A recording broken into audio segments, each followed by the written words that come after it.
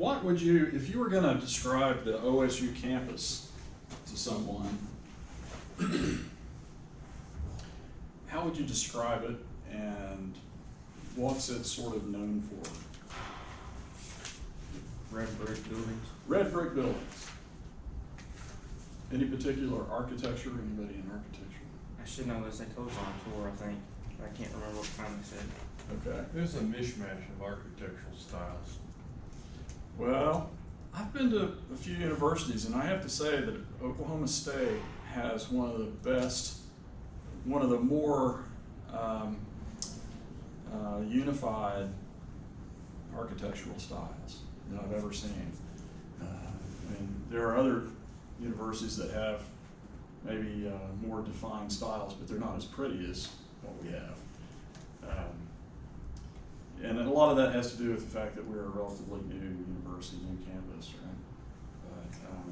But most people identify the architectural style as a Georgian revival, which is a branch of colonial revival, which was very popular early part of the 20th century. Some people take it a little bit farther and say it's actually a sub-style within Georgian revival called Adam. All right, whatever. I don't know about that. But it is an architectural style that's fairly distinctive and usually recognized as a Georgian style.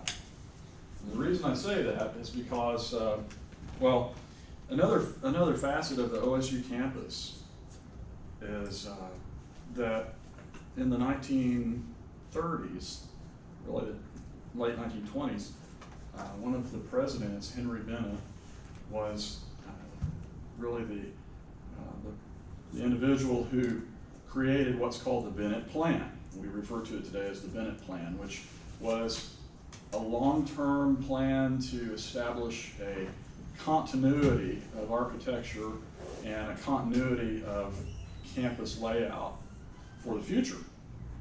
And with some deviations in the rapid growth 1960s and 1970s, maybe the 1980s. With those exceptions, we've pretty much stuck with it. So back in the 90s, we kind of went back to the old Bennett Plan and tried to make the newer buildings.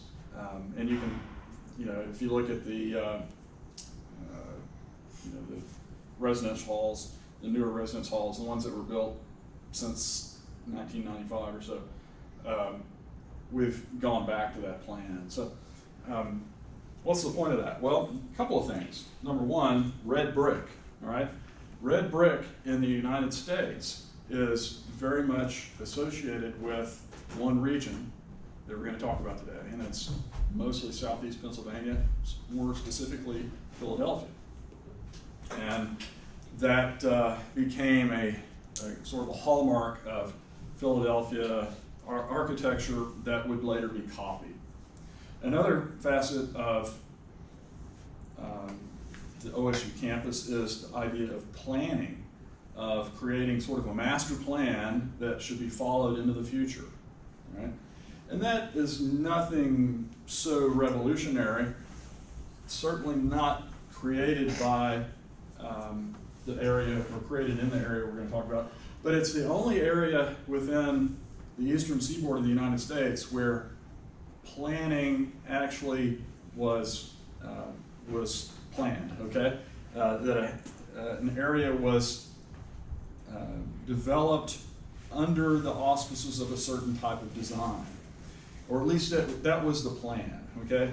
As we'll see, most of the time, plans generally don't work out. And even in the case of Pennsylvania, the plan just wasn't able to keep up with settlement, okay?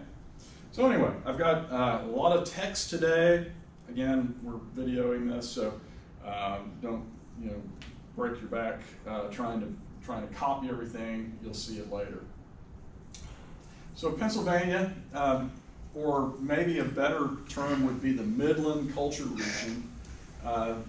We're talking about this area between the Chesapeake Bay, the upper part of the Chesapeake Bay, Maryland, and New York City for the most part.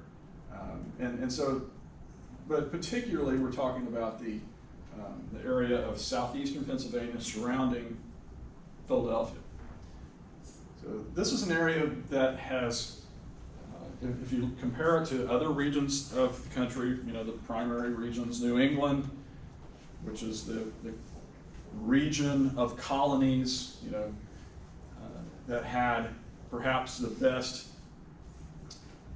most successful transfer of English landscape and English culture to the eastern seaboard without having tremendous changes.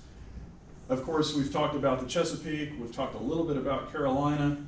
Those regions would be very different economically, very distinctive in terms of its immigration streams, and would establish a more Caribbean style and later distinctively American Southern culture south of the Mason-Dixon line.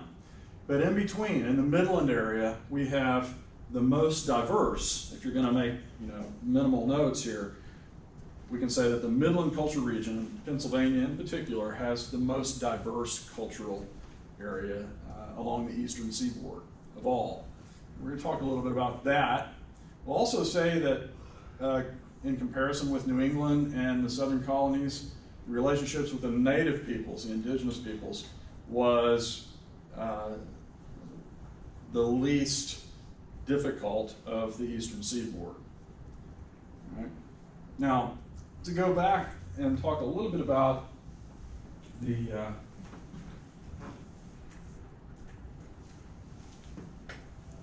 different subregions within the Middle Atlantic region. Generally, okay, I'm chronologically I'm going to say we're around the 1680s, and we're going to cover about 60 or 70 years up until maybe 80 years to around 1750 to 1763. That's where we're shooting for. So for the second exam, we're going to move to about a little past the midpoint of the 18th century. But right now, we're sort of just crossing into the 18th century from the late 17th century. Just to review then, the Hudson River Valley is initially Dutch, but you know that the Dutch didn't have a strong hold on it. The Dutch had a very strong presence in New Amsterdam, but the English eventually took over, beginning in the 1650s, and then by 1664, the British had taken control of New York and renamed it for the Duke of York. So the Hudson River Valley was, by the time of the turn of the century, around 1700, had initiated from the Dutch, but had been transformed and taken over by the English. It was a combination of English and Dutch settlers and particularly merchants in New Amsterdam.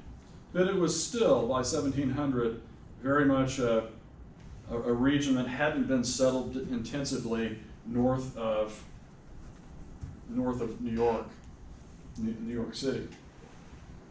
We know a little bit about the Delaware Valley. It's a province of New Amsterdam early on. The Swedes established their own very small foothold in the English seaboard, or in the Atlantic seaboard, around 1635, 1638. And about the only major settlement they have, and it's really not a major settlement, is Fort Christina, which is largely a trading post for the fur trade that the Swedes are attempting to tap into that the Dutch have already developed.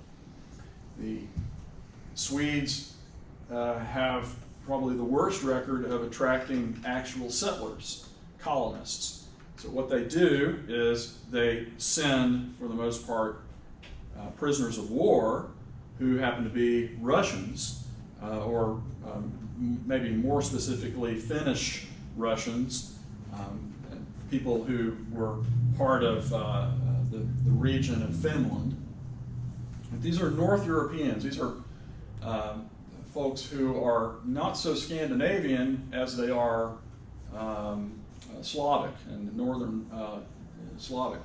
So these are folks who are associated today with northwestern Russia and Finland. And they had been a group who had been colonizing the forests, the northern boreal forests of northwestern Russia and Finland for quite some time. They were a folk culture. So the Finns, who were brought in by the Swedes, were established around Fort Christina and upstream of the Delaware River toward Philadelphia during the middle part of the 1600s. This New Sweden settlement would fizzle and be absorbed by Pennsylvania as the 17th century came to a close. Pennsylvania got its establishment formally in 1681. We're going to talk quite a bit about who William Penn was and his ideas. But Pennsylvania would become a magnet for settlement, much more so than the Hudson Valley during the early 1700s. So it's an exciting time on the Atlantic seaboard and a time of change, a time of immigration and differences that arrive. But before we go there, I want to talk a little bit about the Finns a little bit and how the settlements around the Delaware Valley would be very crucial to the development of an American frontier or an American backwoods material culture. So the source here is by Terry Jordan, later known as Terry Jordan Bishkoff, and a Swedish geographer by the name of Matti Kops. And they wrote quite a bit they did a lot of research, a lot of historical research on the material culture of this complex, what we might call a material cultural complex that was being introduced in the 1600s, the middle 1600s for the most part. And their interpretation, they refer to their interpretation as sort of an ecological and ethnic understanding of this approach or this material cultural complex. And some of the characteristics that they've identified among these people who were coming into the Delaware Valley, we don't want to just refer to them necessarily as one ethnic group, because they actually involved several groups. And we'll just jump down here in this part of the slide. The Delaware Valley, this area that became New Sweden, or known as New Sweden by about 1650, was made up of mostly in the Swedish colony, mostly these people from Karelia, or we might call them Savo-Karelian Finns, this area of northwestern Russia. And they were a people who had been successfully colonizing the boreal forest, which is a difficult environment, not an area that is very prosperous, not an area that is very decent in terms of farmland at all. So there are people who could live off the land. They built things out of logs. They utilized the log, the timber resources of the boreal forest, the northern taiga or boreal forest. They hunted. They for the most part were kind of what we might call slash and burn agriculturalists. They farmed a little bit, but they generally lived off the land. And they were a group of folks who were brought in by the Swedes again. Those folks interacted early on with the eastern woodland Indians of the Delaware Valley, some of whom were referred to specifically as the Delaware Indians, or the Lenape. The very first treaty between the United States, the new independent United States, and an Indian tribe was a treaty between the U.S. and the Delaware, Lenape.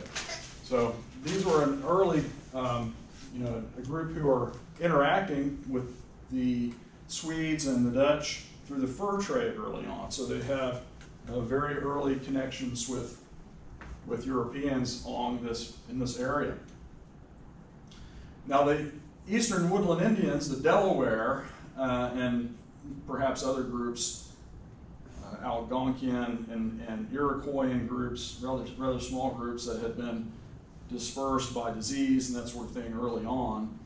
These particular Indian groups, shared knowledge about the local environment, Pennsylvania, New York, Virginia, with these settlers. The settlers adopted a lot of their own long evolved technology, things like corn, beans, and squash crops, hunting deer and hunting small game, hunting bear. They adopted their medicinals. They adopted their style of warfare, which was more of a guerrilla style of warfare. So the idea here is that this region of the Delaware Bay and Delaware Valley, lower Delaware Valley, was an early area of syncretism, what we might refer to as a blending of traits. And a blending of traits and a testing of traits imported from elsewhere. Some things worked better than perhaps the indigenous patterns, but some things didn't work as well as the indigenous ways. And so there was a melding, a blending of traits. The Indians benefited from the introduction of European technologies, and the Europeans benefited from the understanding of indigenous Aboriginal technologies. So this happens early on in the 1650s, 1640s, 1650s for the most part. Early, and not a very large group of people at all. And one of the most important things that the Europeans introduced to the New World, and particularly the Savo-Karelian Finns, was this tradition of log construction techniques.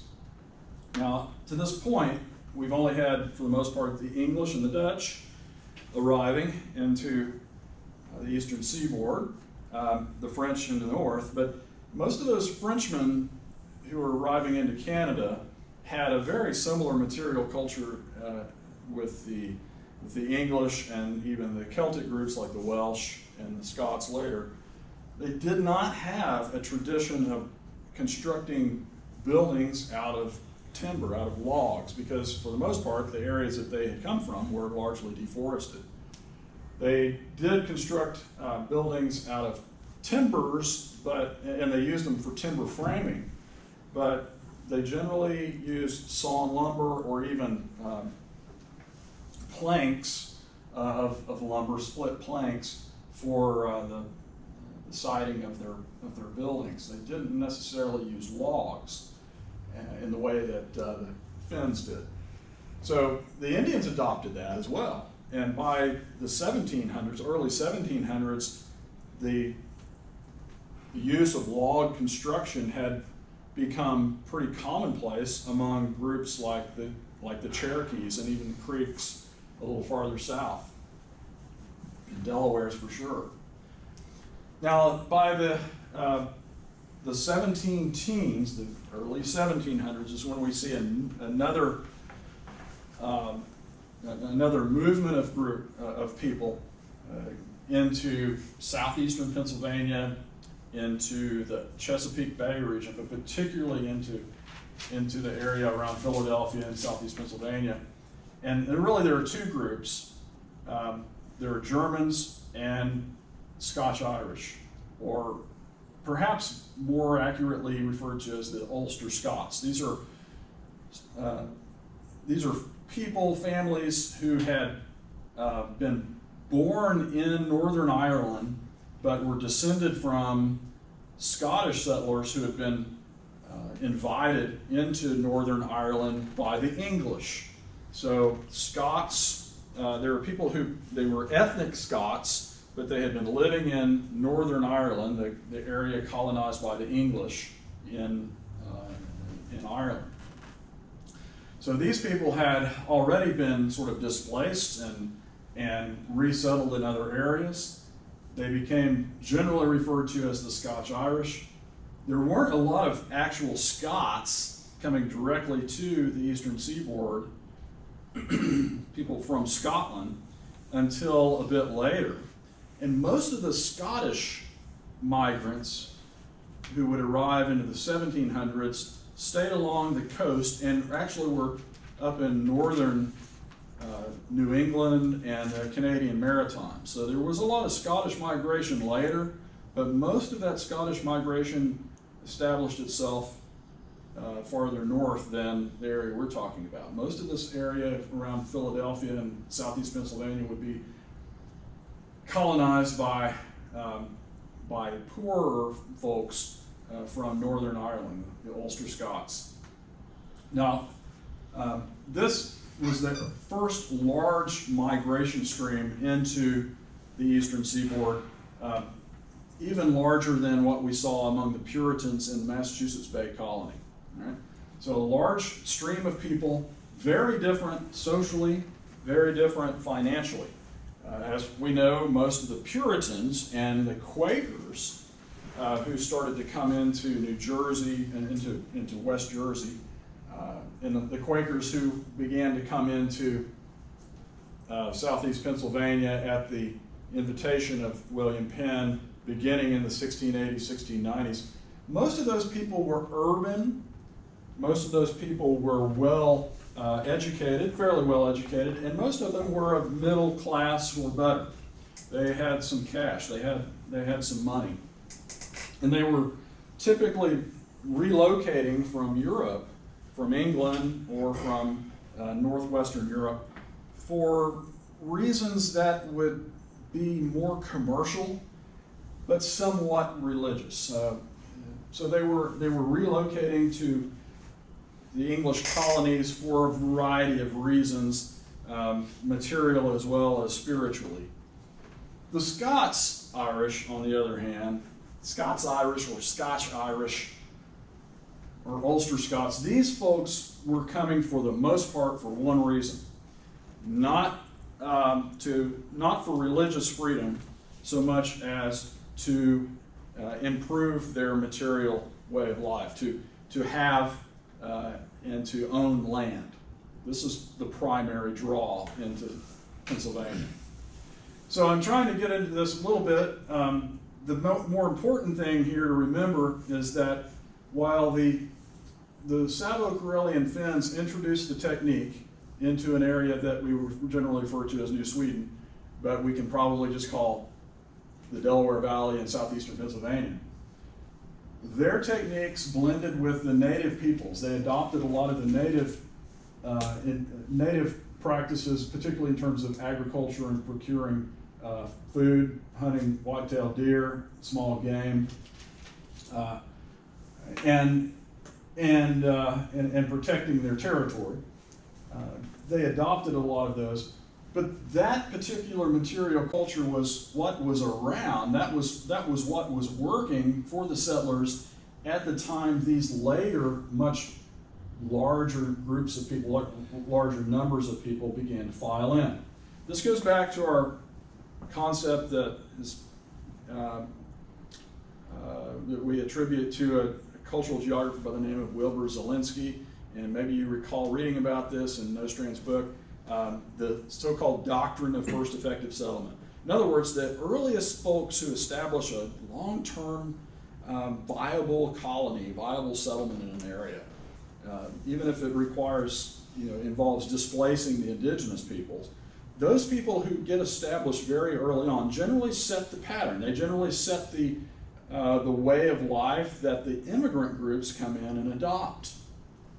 Yeah, immigrant groups will sometimes want to replicate their homeland, their home country, the place from which they arrived or left, and that perhaps happened to some degree in New England.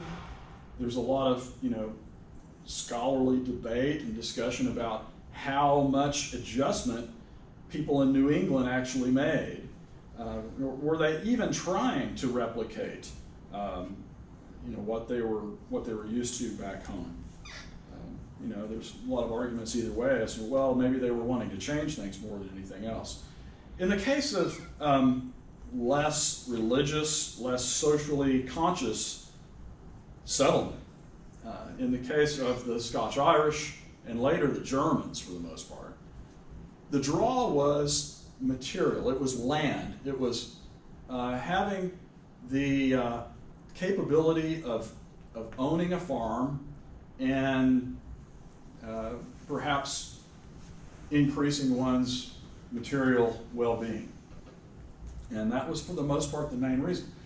With that in mind, they adopted the way of life that typically was working when they arrived. And that way of life was a blend of these native and Savo-Karelian traits. Okay, now, this might seem completely different, but those Finns and Swedes had introduced a variety of different techniques, and these are sort of the standard the most basic and common forms of wall joinery in log construction. Probably the one that you're most familiar with is a saddle notch, and there are 3 varieties of saddle notch. The one that you're looking at here is closest to the Lincoln log model that you probably remember. Lincoln logs, by the way, have a little square cutout on them, as you recall, and that's not exactly what a saddle notch is, but there's actually a different type of notch that was supposedly brought out of Scandinavia, and you can find it in Scandinavia today that looks like a Lincoln log. But for the most part, a saddle notch is usually an undersided saddle notch. In other words, there's usually not a cut like this. So this is a double-sided saddle notch. And this is actually an inferior type of notch compared to just an undersided saddle notch, okay? The difference is that when you cut out both sides, you cut a notch out of both ends of the log, what does that do to the spacing of the logs? You have a gap there that has to be closed with mortar. Yes. And the other thing about that is that water collects in those notches and rots the joinery. Absolutely, that's why it's an inferior notch. The double saddle notch reduces the spacing. We call that spacing, you can call it a gap or whatever, but it's typically filled with something like a mud or often rocks plus mud, and that infilling is referred to as chinking, and that chinking is minimized if you cut both sides. But you're exactly right. You want to avoid a notch that would collect water, because that's the primary reason that they wouldn't be very durable. So you often see the key in any type of notch is the movement of water. So a log notch is superior or better than another one because of its ability to drain water from the corner of the building. You might say, well, this is really nitpicky stuff, but in fact it's not. It's actually critical. It's crucial to understanding, and not many people. And I certainly can. I've been looking at log buildings for decades.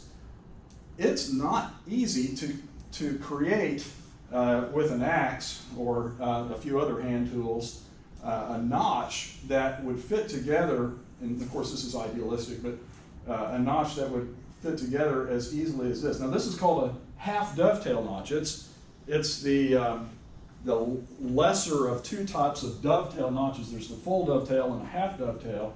A half dovetail is a little bit easier, but a full dovetail is very, very difficult to construct.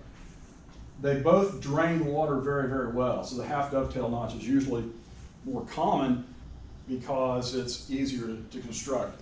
A V-notch is also pretty common, and the V-notch is a pretty good notch, better than the saddle notch, perhaps not as great, not as excellent as the half dovetail.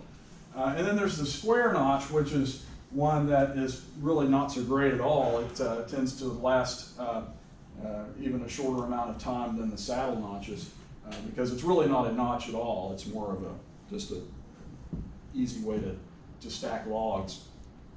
But anyway, these are some of those things, some of those identification items that I'm going to ask you to be able to identify, okay? So I want you to study these, and I'll show you some examples of full dovetail notches as well.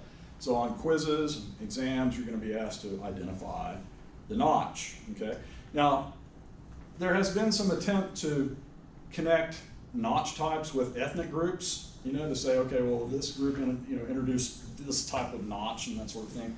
It's very difficult. Now, the notch is only one part of log construction that was introduced. Other things include in the case of Lincoln logs, even though the Lincoln logs are kind of machined, they're made to look like they're round. You know, we all have a conception perhaps of the log cabin, you know, the presidential log cabin. You know, every great politician is supposed to grow up in a log cabin. It's almost a prerequisite there for a while. The log cabin is, you know, we typically think of it as rounded, but oftentimes, especially if it was a house, the logs were shaped. They were shaved and flattened on two sides, and the idea of that was to what it does is it allows the spacing to be a little bit shorter, but it also allows the interior walls to fit together a little bit more. You can even panel them a little easier, but it's something that takes a lot of work, and typically you would see this on houses and not so much on agricultural buildings or something like that. Okay, so I'm going to show you a few real-world examples, okay? Real-world examples, and first of all, I want you to look at the notch, and then I want you to look at the shaping of the logs and the spacing between the logs, where, you know, is that filled or is it left open? And then I want you to look at the foundation, and I want you to look at the roof, and what else is in this? So, what is this? What would we call this building? It's a storage shed. A shed? Okay. Maybe. Corn bin? A corn, yeah, I would call it a corn crib, absolutely. Or you might just call it, in general, a single crib building or single crib barn. Okay, I know we have different ideas of barns, but the type of agricultural outbuildings that were introduced by the Finns and taken up by the Scotch-Irish and the Germans, for the most part early on, were very simple buildings. Buildings with four walls, shaped in a square or rectangle. Each one of those rectangles or squares are referred to, when we're talking about a house, they're referred to as a pen, okay? A pen, P-E-N. When they are used in an agricultural outbuilding, the tradition is to refer to them as a crib. Now, I know in popular parlance that doesn't make a lot of sense because you'll sleep in your crib, right? You live at your crib, but that's not where we try to get it through your head. You're living in a pen, so your bedroom, for example, would be more like a pen, square space. So this would be a single crib barn, or maybe it's one end of a double crib barn. What type of notching do we have here? It's a V-notch. It's a V-notch. So let's go back here. V-notch, right here. All right. See that?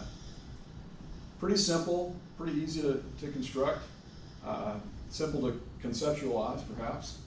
And here's what we would call the foundation, which is basically a couple of big boulders or something. But that's important too. Now, if it's a corn crib, which this is, the corn crib has a particular job, and that is what do you do with a corn crib? You throw cob corn that you've harvested into the corn crib. You basically fill it all up. Now, you leave it on the cob because you want the corn to dry. And you put it in the crib primarily to keep animals out of it, birds. And of course, the big problem is once you put it in the corn crib, rats and mice, right? So rats and mice are your enemy. You want to raise that up a little bit, keep it up off the ground. And then, of course, hopefully you'll have a couple of really big snakes that will go up in there and kill the rats and the mice, or at least keep them in check. But once the corn's dried out, that's when you take it out and you'll shell it and then probably back it up and perhaps grind it, mill it, whatever. So a corn crib, very good. Here's another building, and you'll notice that this is the inside of a barn. Basically, what's happened is the old double crib barn in this case, or double crib log barn, has been covered by a larger frame structure. So you can drive right by this and never realize there's a 120-year-old, 150-year-old log structure underneath that shed, underneath that corrugated, sheet metal building. But this is another V-notch, obviously. What can you tell me about the nature of the logs here? Well, they were probably rough-hewn with a broadaxe or an adze. Yeah. But they had to use a saw to make those V-notches. Exactly. Yeah, you gotta have some skill. Typically, usually a saw if they're really nice cuts like that to make them fit together fairly well. But most of the time, a lot of the times the bark is left on a building if it's just a corn crib or something like that. There's no reason to make it to go out of your way to make it look pretty because it's just functional. But you can see some of the adze marks and how these were cut. Now, what type of wood would you probably suppose that is? Deciduous. Yeah, I'm not really sure, and it's probably a combination of things. But I'm going to show you some more stuff here. Here, I've shown you the half dovetail, which is the most common, or one of the more common fancy notches. This is the full dovetail, which is a little bit different. The double notch is what I was referring to as the Lincoln log style notch. Okay, it fits together very nicely. It's very, very rare. You only see it really in the old world today. You can visit Scandinavia. You can go to Norway, Sweden, Finland. You can go to the Baltic states, Latvia, Lithuania, Estonia. You can go into Poland, but particularly in the Czech Republic, Slovakia, throughout much of Germany, especially southern Germany, Switzerland, even northern Italy, and into Hungary, especially where the Germans were living in Hungary. And you'll find lots and lots, and perhaps some of you have traveled through Central, maybe Eastern Europe. They have a lot of what they call outdoor museums, and where they've preserved old buildings. And you will find log construction techniques that are like some of these. And up in Scandinavia, you'll find these, this type of construction. You'll find, you won't find full dovetail notches that often, but basically all of the notches that you've seen here are for the most part European imports. They've come into the United States, come into North America during the 1600s for the most part, brought in by craftsmen and people who were using this for everyday construction. And so this is a transfer of European traits to the Americas. The half notch is just kind of an example of the use of the square notch, and it's even a worse example. The semi-lunate or half moon notch obviously is where you take a log and split it, split it down the middle, and then create what is essentially a saddle notch on those ends of the log. And this is something that is really, really common where you have a predominance of coniferous wood or coniferous forests. In other words, softwood pine forests. So throughout the South, southeastern Oklahoma even, where you have a predominance of pine, people often looked for pine logs to use for building construction in this part of the world because pine was straighter. It wasn't as durable necessarily as hardwood, we would think, but it was certainly larger and allowed larger buildings to be constructed. It was also easier to work. But the semi-lunate notches are what you would find mostly in the piney woods of East Texas and along the Gulf coastal plain. You find dovetail notches used primarily with hardwoods like poplar and oaks and so forth in the Northeast, in Pennsylvania and so forth. So what would this one be? Would that be dovetail? That's dovetail, and it's kind of a toss-up between is it full dovetail or is it half dovetail? This particular example I like to think of as full dovetail, or at least somebody that had some mind, the mind to make a full dovetail. It may not have been completely successful, but how about this one? What type of notch? Saddle notch? It's kind of a combo. I mean, I think you have V notch down low, and then you probably have some saddle notches. I think it's mostly V notches, but there's kind of a rounded thing. Oh, okay. So anyway, it doesn't really, it's not that big, not that critical. But what type of building would you say that is? It's a single crib or pen. I'd have to say crib because there's open gaps in it. I don't know. Yeah, it's a single crib barn, and of course it's got it's got some sheds on the side of it. But for the most part, this was probably used for a corn crib on the inside, and then there's actually a little loft at the top where you could throw loose hay if you had some, and maybe store implements or tools.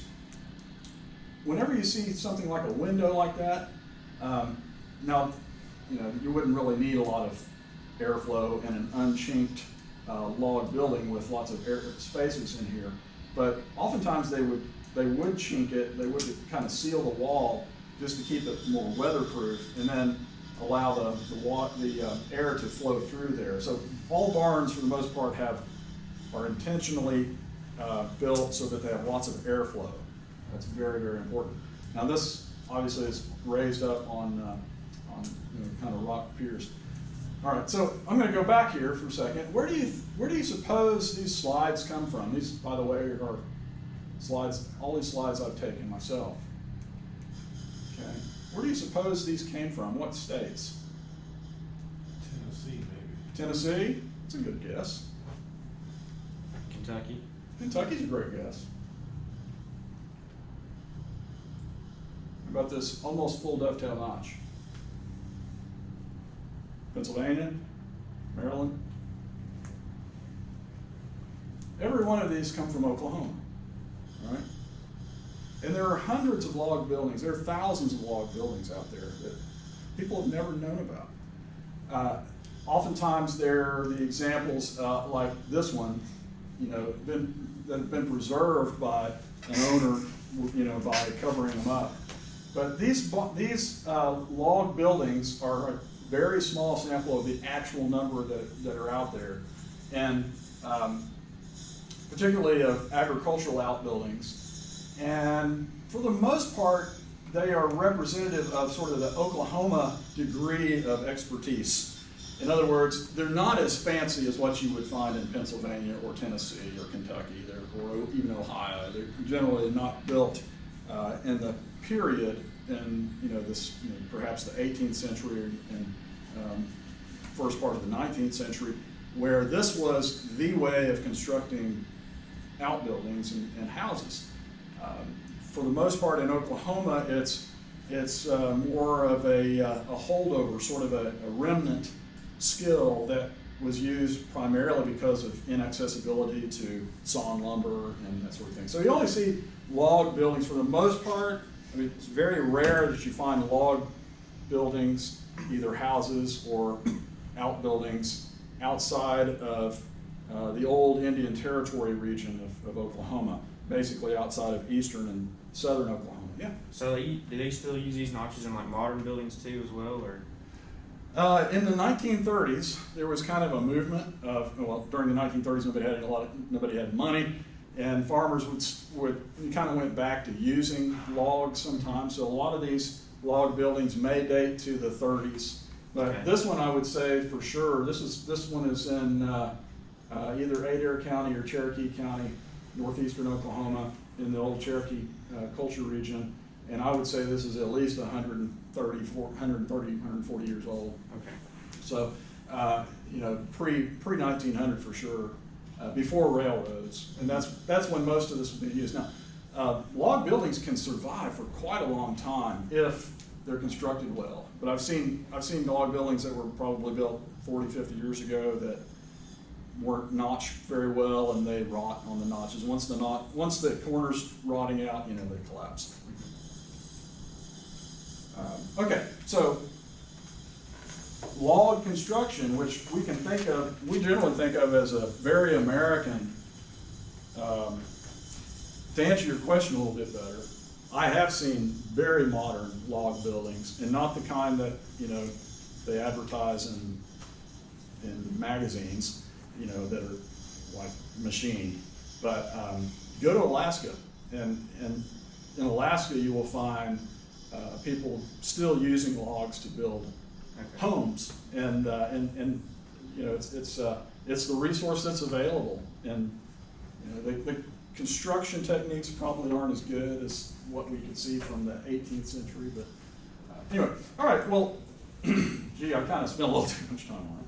Let's talk about Pennsylvania, and here, this is actually a woodcut of William Penn, okay, and I think that's where the Quaker Oats guy comes from.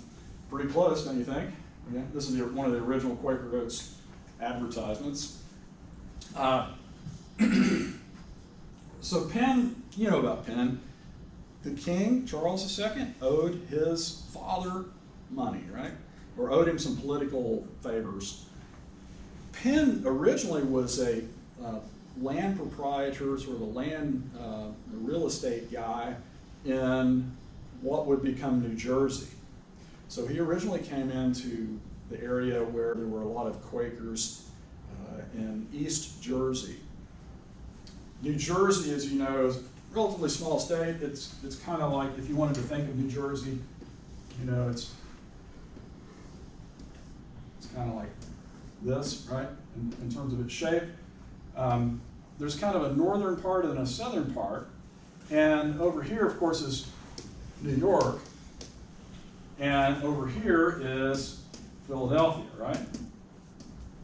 So New York City and sort of Philadelphia.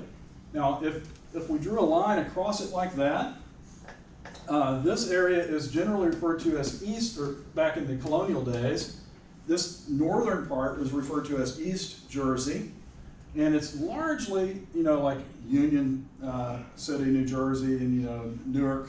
If you want to save money, you fly into Newark, you know, and then take the train into New York City. But this general area was colonized by Puritans, and later some Quakers started moving into this area. But this is, for the most part, it's kind of a bleed over from New England, from New Haven, Connecticut, and that area. Okay, so we've got more of a Puritan focus in East Jersey. I hope I'm on camera here. Puritan focus in East Jersey, which we might refer to today as northern New Jersey. Okay.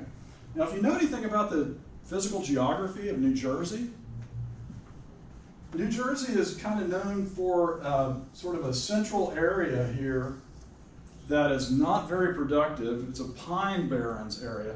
It's very sandy. It was covered with pine forests that weren't particularly desirable for building purposes early on. So it wasn't settled very densely at all. In fact, the sandy pine barrens area kind of avoided for quite a long time. So what happened was there were two Jerseys. Of course, Jersey is named for, you know, the region in England, but there were sort of two Jerseys. One, that area in the north we call East Jersey, which was colonized by Puritans and people coming from New England along the coast. And then later on,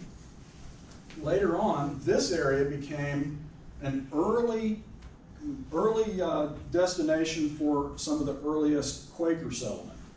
So here we have Quakers in West Jersey. in between is that kind of dead zone where there weren't a lot of settlers at all. So hopefully, maybe I'll throw a map up here so you can see East Jersey, West Jersey. So just remember, Puritans in the north or East Jersey, Quakers in the south, West Jersey. West Jersey. And so West Jersey is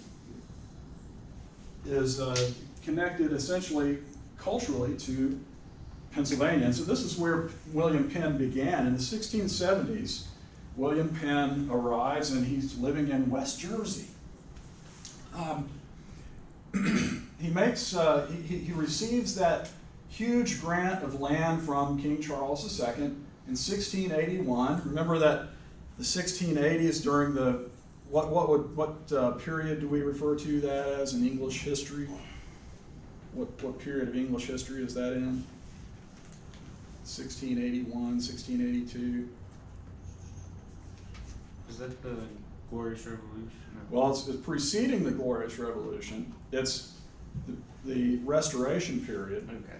and that's when King Charles II is, if you recall, 1681. He dissolves Parliament. Right? So there's a lot of unrest in the mid 1680s, prior to his death in 1685. Okay. And after that's when William of Orange and Mary are at. Yes, actually he didn't die in 1685. 1688 is when we have the invasion of William of Orange, William and Mary. Okay. So it's the 1680s. It's the big 80s. All right. I come from the big 80s, a different century, but the big 80s of the 1600s. There's a lot of unrest in England, even though the economy's getting better. The Puritans, in particular, are leaving.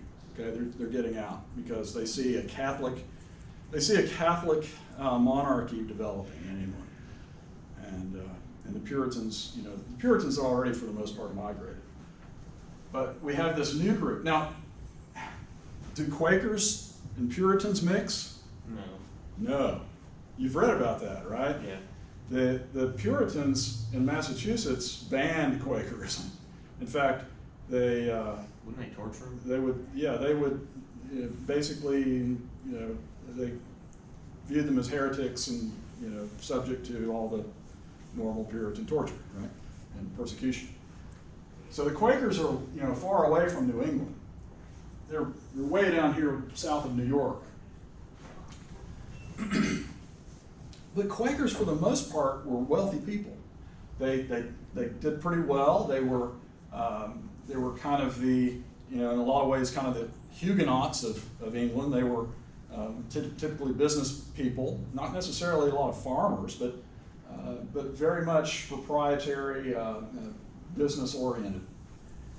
And so anyway, Penn gets this huge grant of land, and Penn himself had been, believe it or not, Penn had been a Puritan.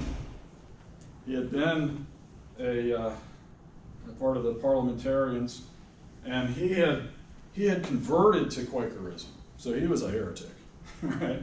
He had the wealth, of course, to experiment and to do things that he wanted to. So he had this idealistic, plan to establish a colony where, number one, Quakers would be welcome because they were needing a place to go. Quakers would be welcome, but then anybody, any persecuted group, and this is more of a Quaker idea anyway, any persecuted group would be welcome. Any religious group would be welcome, with the caveat that you didn't upset the rest of the folks. As long as you could get along with everybody else, you were welcome. So that kind of left the Puritans out, right? So Penn also wanted to establish an orderly colony, very different from, say, farther south in Virginia and the Carolinas. He didn't want problems with the Indians. So one of the earliest ideals of colonization that Penn had was to establish roads and to eliminate the problem with European settlers overrunning Indian lands. Okay? Well, I'm kind of getting ahead of myself there. But anyway, Penn's plan included establishing a major urban settlement. Okay? He wanted a large port city that would serve a large hinterland. And his dream was this city, Philadelphia. He also wanted to, he was not doing this necessarily just for charity.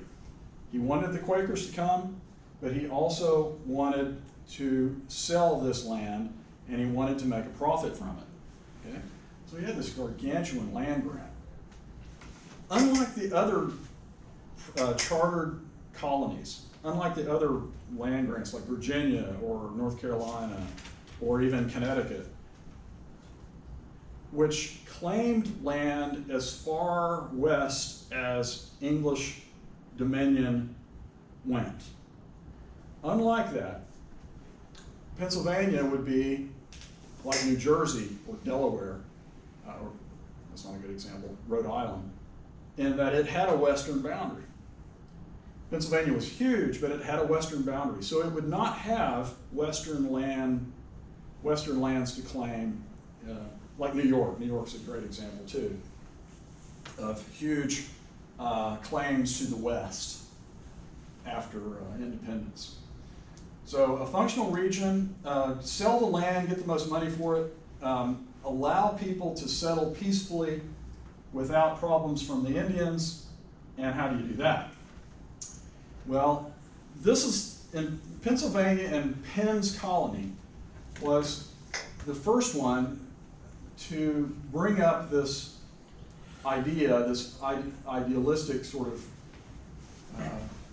policy of just compensation for lands claimed by the Indians. In other words, Penn recognized that the Indians had claim to the land, and he assumed that they had a legal claim to that land. So Penn had a policy that no land would be surveyed until the Indian tribe who claimed the land had formally given the land up, and the way that that would happen would be through some form of payment to the Indians.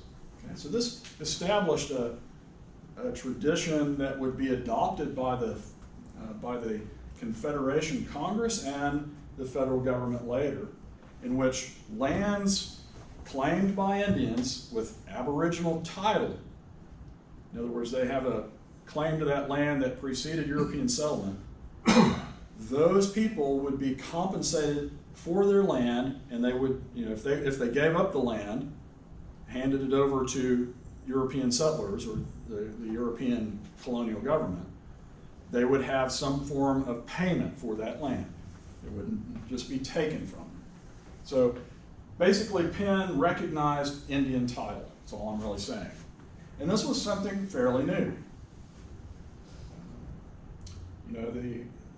Whether or not the Indians were legitimate holders of the land was a question in New England and Virginia. For the most part, they were not considered to be legitimate claimants to the land until later. So anyway, now one of the reasons that Pennsylvania and William Penn were able to have such a policy was, number one, the Indian peoples of Pennsylvania were already weakened in terms of population numbers and military power, military force. They had already been hit very hard by diseases. I've talked about this. They were hit early on by diseases, probably because of the exploration of Dutch settlers and other traders prior to English colonization. So the populations were already kind of in flux. They were already kind of moving outward and dissolving and moving into other groups. So that's what this slide discusses. Essentially, Indian populations are severely weakened. The Delaware had dispersed and reduced because of a long history of contact with Europeans. They had multiple disease epidemics. They had assimilated with a lot of the European groups. Other groups, the Susquehannocks, along the Susquehanna River, had been reduced by disease and war with the Iroquois to the north, who were the allies of the Dutch, as well as Virginians, Virginia settlers. So by 1700, when Pennsylvania is really entering into that area where there was an Indian population to speak of, most of the Pennsylvania Indians had amalgamated with other groups farther west and north and south. The Shawnee to the west, other groups like the Sac and Fox around the Great Lakes, and even the groups like the 5 tribes down in the south. So, in fact, the Cherokee Nation to this day has an element of the Delaware and the Shawnee living among. So anyway, that's a quick overview of that. So the Middle Atlantic area, even though it was, it was an area of population flux. Now this is a map out of Don Meinig's book, his first volume on the shaping of America.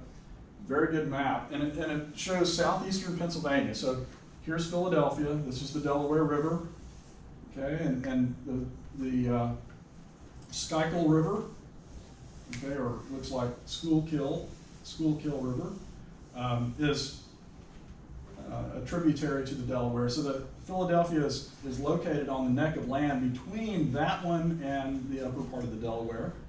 So it's a port facility then.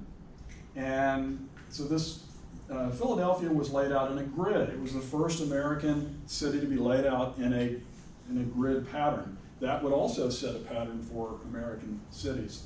We'll talk more about the layout of Philadelphia later on and its influence on the rest of the country. I have a good video on this, in fact. So anyway, this is, if you look at the map here, or the key, the darkest shaded area is colonized by 1695, something like that, by 1690. So that's kind of where we are at this moment in the course. We're looking right around the late 1600s, early 1700s. So this is an area that's colonized, and how would we define that area as colonized? Anybody have any ideas? It's largely an estimate based on population and the assumption that there's perhaps 4 to 6 people per square mile. So by 1690, it's just a very small part of just even southeast Pennsylvania. We generally call southeast Pennsylvania these counties. There's Bucks County, Philadelphia, Chester County, Berks County, Lancaster County, York, and so southeast Pennsylvania is all of this part of Pennsylvania that is on the eastern or southern side of the Appalachian Highlands. The Appalachian Highlands, right in central Pennsylvania, kind of bend eastward and run more east-west than north-south. So there was, in many ways, the settlement would butt up against the Appalachians. Not that settlers couldn't cross the Appalachians.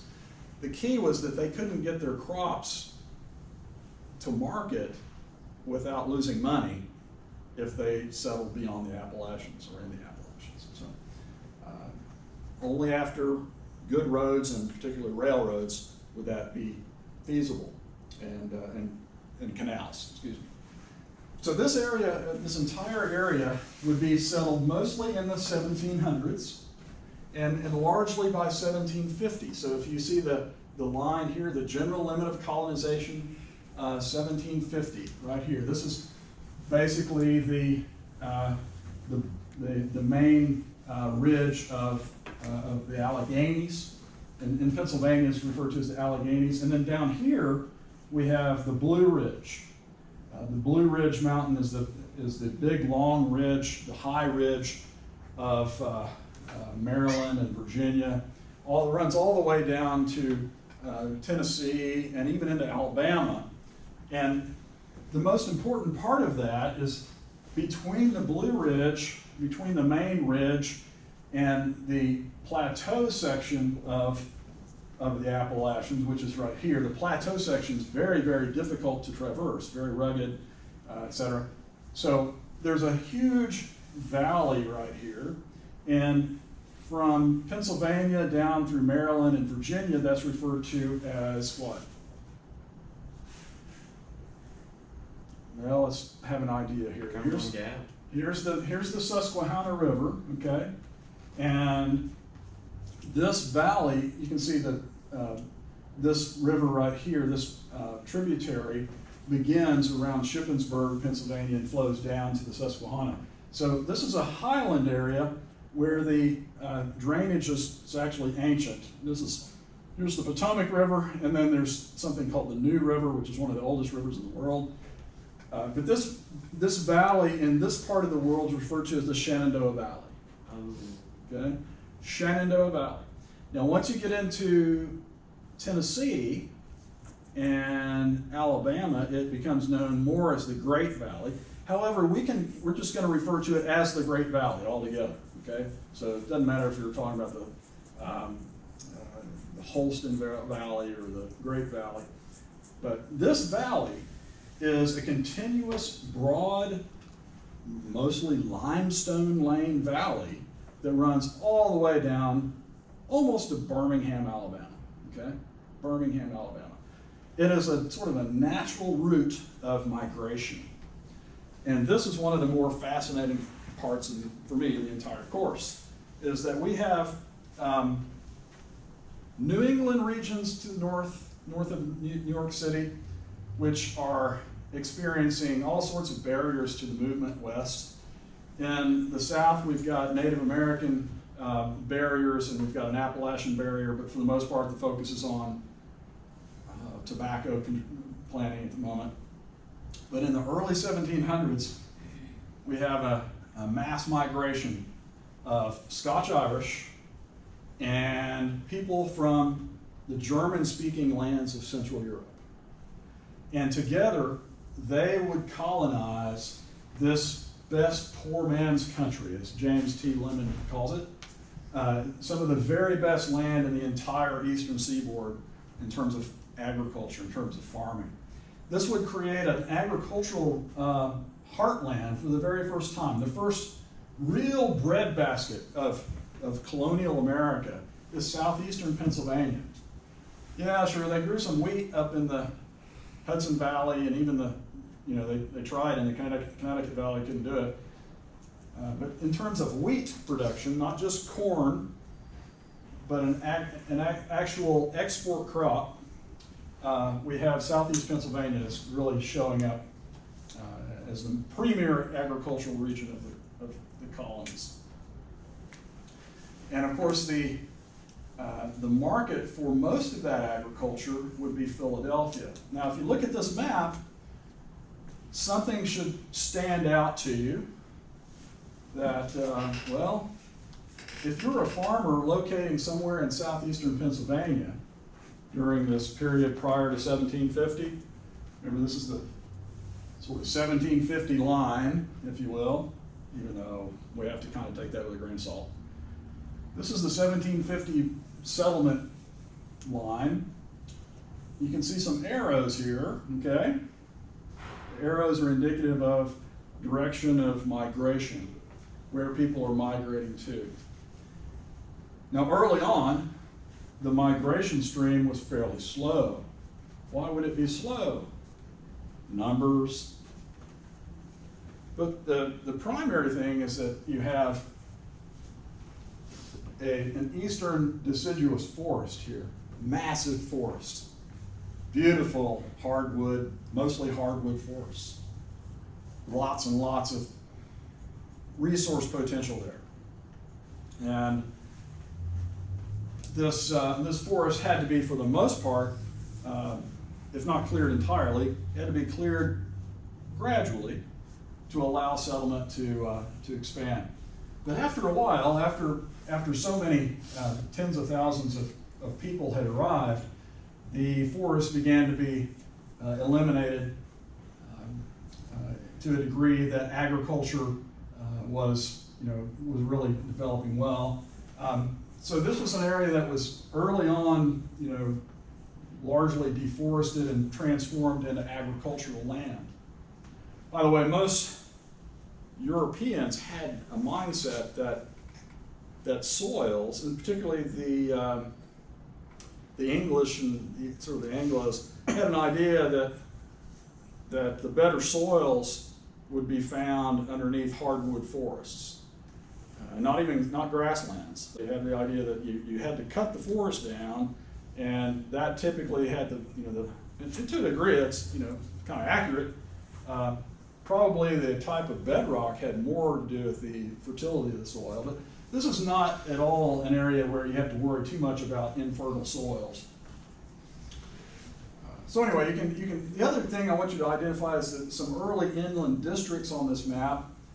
Here's Quakertown up here in the north part of the Pennsylvania agriculture region.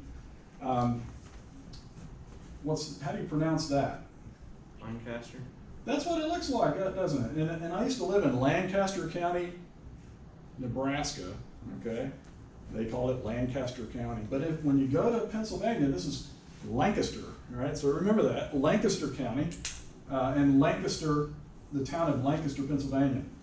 I'm going to show you I'm going to link a video for you, and you'll learn a little bit about Lancaster, Pennsylvania, and its significance. But the other thing I wanted you to notice is the presence of the Susquehanna River here, okay? Now we've talked about Philadelphia as an important, market. Lancaster, Pennsylvania, gets started out here as the very first real town that is not on a river, is not on a seaport, and it's special, okay? But the thing I wanted you to notice was, what about people who settled over here on the other side of the Susquehanna River? Where do they take their wheat to market? Where do they take their agricultural produce? Where do they take their livestock to market? Do they have to go all the way up there to Harris Ferry to get over? Well, what I'm saying is, okay, we've got this political boundary here. I think it's telling me it's time to go, right? We've got a political boundary here, so I want you to be thinking about that, okay? And we'll just call it a day, and we'll come back to Southeast Pennsylvania next time and wrap up. Good to see you all again.